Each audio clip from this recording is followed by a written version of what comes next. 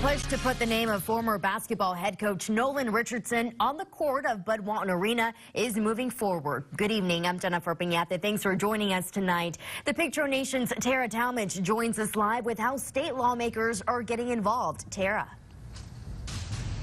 Well, Jennifer, Arkansas Senator Greg Leding is taking action today to make sure that legendary Arkansas head basketball coach Nolan Richardson is honored here at Bud Walton Arena. Now, the resolution put forward today requests that the University of Arkansas name the court after Nolan Richardson. This is something that's been highly debated for years now, especially after he was fired from the team back in 2002 after a public feud with the university officials. But the former coach has a long list of accomplishments at Arkansas, including leading the Razorback basketball team to its first and only national title in 1994. Coach Nolan Richardson is the only coach in history to win the junior college championship, NIT championship, NCAA championship. He's so vital to the history at the University of Arkansas. Obviously, that 1994 championship took us back to the title game in '95. We just feel it's time that he is honored by having the court renamed after him at Bud Walton Arena. Put out a statement saying that resolution will be submitted for consideration. But I caught up with Nolan Richardson earlier today, and he talked to me about what this would mean to him and also the fact that the Senate was really behind this all this afternoon.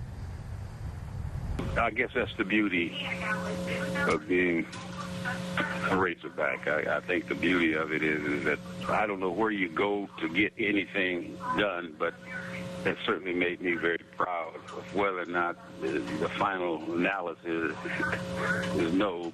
You know that the people that's in legislation thought and chose to acknowledge the fact that I was able to do something that no one else has ever done.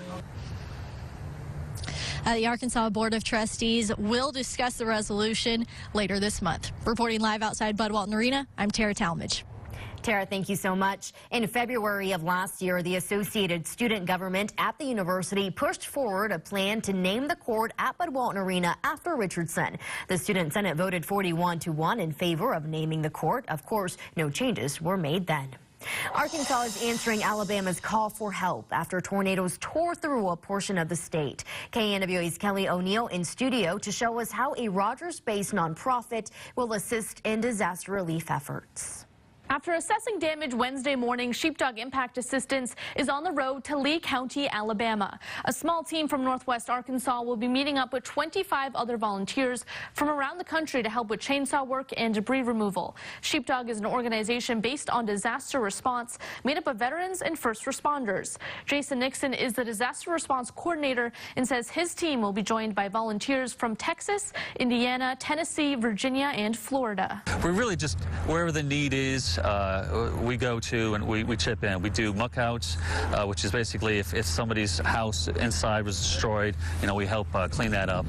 So we do it wherever we could be of assistance is where we're going. Volunteers will arrive to Alabama late tonight and will have boots on the ground for 4 days. The team will head back to Northwest Arkansas on Monday. For those who would like to support Sheepdog, monetary donations can be made online. You can find that link on our website, nwahomepage.com. In studio, Kelly O'Neill, KNWA Northwest Arkansas News. Kelly, thank you. KNWA is your local election headquarters, and Washington County is preparing for its upcoming special election. On April 9th, people will decide on a number of different bond measures. Today, the Election Commission met to discuss poll workers and certify the logic and accuracy test. We want the voters to know that when they go cast their ballot on Election Day, that there is no issue, that when they vote for or against an item, that the ballots are counted correctly. To see what issues are up for a vote in this special election, go to our website, nwahomepage.com. Now to a KNWA update. More details in the shooting death of a Fort Smith man and the woman arrested in connection to the case. According to an affidavit, 36-year-old Miranda Racinos told deputies that there was a history of domestic violence with the victim, 39-year-old Kevin Getrich. Racino's added that her brother had given her a firearm after their last violent incident. Deputies were called to the 1400 block of Sunnyside Road between Van Buren and Alma on March 1st. Racino's told deputies she shot Getrich once in the chest after he repeatedly lunged at her. She was booked at the Crawford County Detention Center on a first-degree murder charge.